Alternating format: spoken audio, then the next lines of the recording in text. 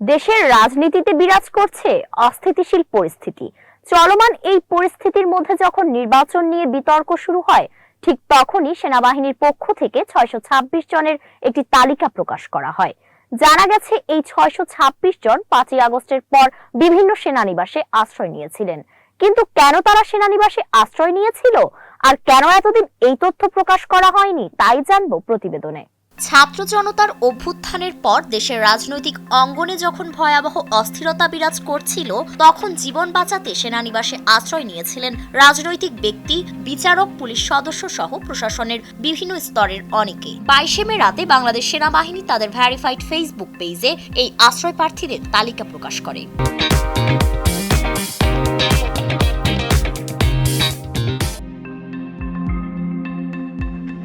সেনাবাহিনীর দেওয়া বিবৃতিতে জানানো হয়, গত বছরের জুলাই আগস্টে শেখ হাসিনা সরকারের পতনের পরপরই দেশে আইন শৃঙ্খলা পরিস্থিতির ভয়াবহ অবনতি ঘটে। দেশের বিভিন্ন থানায় হামলা, রাজনৈতিক নেতাকর্মীদের উপর নির্যাতন, বাড়িঘরে অগ্নিসংযোগ, চুরি ডাকাতি ও মব জাস্টিসের ঘটনা ব্যাপকভাবে বেড়ে যায়। এসব ঘটনায় জনমনে ব্যাপক নিরাপত্তাহীনতা ছড়িয়ে পড়ে। এই প্রেক্ষাপটে দেশের বিভিন্ন শ্রেণী পেশার মানুষ, বিশেষত রাজনৈতিক ব্যক্তিত্ব ও আইন শৃঙ্খলা বাহিনীর সদস্যরা নিরাপত্তার অভাবে আশ্রয়ের জন্য সেনানিবাসে ছুটে যান।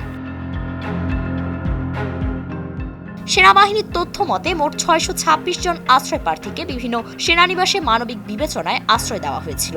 তাদের মধ্যে ছিলেন 24 জন রাজনৈতিক ব্যক্তিত্ব, 5 জন বিচারক, 19 জন অসামরিক প্রশাসনের কর্মকর্তা, 515 জন পুলিশ কর্মকর্তা ও সদস্য, বিভিন্ন পাবলিক বিশ্ববিদ্যালয়ের 12 জন কর্মকর্তা এবং 51 জন পরিবারের সদস্য। এই তালিকায় সাবেক স্পিকার শিরিন শারমিন চৌধুরী, সাবেক ডেপুটি স্পিকার শামসুল হক টুকু, সাবেক প্রধান বিচারপতি ওবায়দুল হাসান, আপিল বিভাগের বিচারপতি এনায়েতুর রহিমের নাম রয়েছে। সেনাবাহিনী জানায়, আশ্রয় প্রার্থীদের পরিচয় যাচাই করার সুযোগ না থাকলেও তাদের জীবন রক্ষা করা প্রাথমিক বিবেচনায় গুরুত্বপূর্ণ ছিল। বিবৃতিতে সেনাবাহিনী স্পষ্ট করে জানায়, এই আশ্রয় দেওয়া হয়েছিল সম্পূর্ণ মানবিক কারণে। পরিস্থিতি স্বাভাবিক হওয়ার পর অধিকাংশ আশ্রয় প্রার্থী 1 থেকে 2 দিনের মধ্যেই সেনানিবাস ত্যাগ করেন। এদের মধ্যে মাত্র 5 জনকে আইনানুগ প্রক্রিয়ায় আইন শৃঙ্খলা বাহিনীর হাতে হস্তান্তর করা হয়।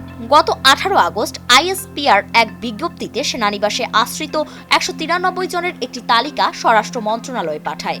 ওই তালিকায় পুলিশ সদস্য বাদে রাজনৈতিক ও প্রশাসনিক ব্যক্তিদের নাম অন্তর্ভুক্ত ছিল।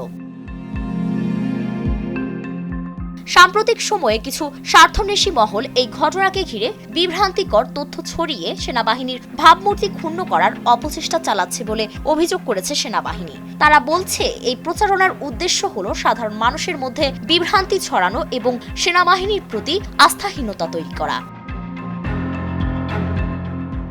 সেনাবাহিনী এ বিষয়ে ক্ষোভ প্রকাশ করে বলেছে, বাংলাদেশ সেনাবাহিনী সবসময় দেশের সার্বভৌমত্ব রক্ষা এবং জনগণের নিরাপত্তা নিশ্চিত করতে পেশাদারিত্ব, নিষ্ঠা ও আস্থার সঙ্গে কাজ করে যাচ্ছে।